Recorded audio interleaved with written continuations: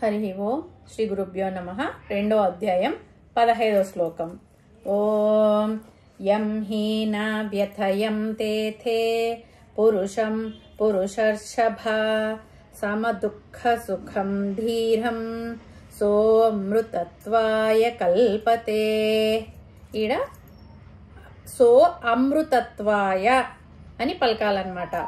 అంటే ఏం చెప్తున్నాడంటే పరమాత్మ యం హి అంటే ఎవరైతే, నా వ్యథయం త్యేతే అంటే ఎవరైతే దాని గురించి చెలించరో, పురుషం అట్టి పురుషుడు, పురుషర్షభ పురుషులలో కల్లా ఉత్తముడు శ్రేష్ఠుడు, సమదుఃఖ సుఖం సుఖాన్ని దుఃఖాన్ని సమంగా చూసేవాడు, ధీరం ధీరుడు, సో అమృతత్వాయ కల్పతే మోక్షానికి తగి ఉన్నాడు.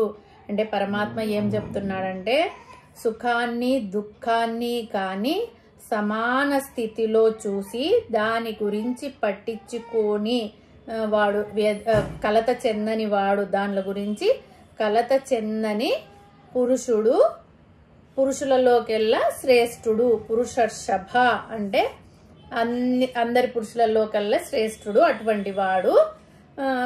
అమృతత్వాయ కల్పతే అంటే మోక్షానికి దగ్గరలో, అంటే అదే ఆ మార్గంలో ఉన్నవాడు, ఆ మార్గానికి తగి ఉన్నాడు. కల్పతే అంటే తగి ఉన్నాడు అని అర్థం అన్నమాట.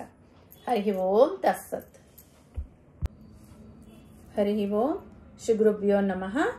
రెండో అధ్యాయం 16వ శ్లోకము. ఓం నాసతో విద్యతే భావో న భావో విద్యతే సతః ఉభయోరపి దృష్ట్వోంతః త్వనయో సత్వదర్శిభిః. అంటే పరమాత్మ ఏం చెప్తున్నాడంటే ఉన్నదాన్ని ఉన్నట్టుగా, లేనిదాన్ని లేనట్టుగా చూడడం అలవాటు చేసుకోవాలి మనము. అట్టి వాళ్లకు శాంతికి, మనకు కొంచెమన్నా ఈ దుఃఖం పోగొట్టుకునేకి మార్గం దొరుకుతుంది, దుఃఖరాహిత్యము కలుగుతుంది. తత్వజ్ఞానులు ఇది గ్రహించినారు. ఏమని గ్రహించినారు వాళ్ళు? ఈ రూపాలు, ఈ పేర్లు, ఈ ప్రపంచము అంతా లేనిదని, సచ్చిదానంద పరమాత్మ మాత్రమే సత్యమని గ్రహించిన వాళ్ళు, వీళ్ళని తత్వజ్ఞానులు అంటారు. వాళ్ళు తమ తమ జీవితాలు తెలుసుకొని బాగా కృతార్థులైతున్నారన్నమాట.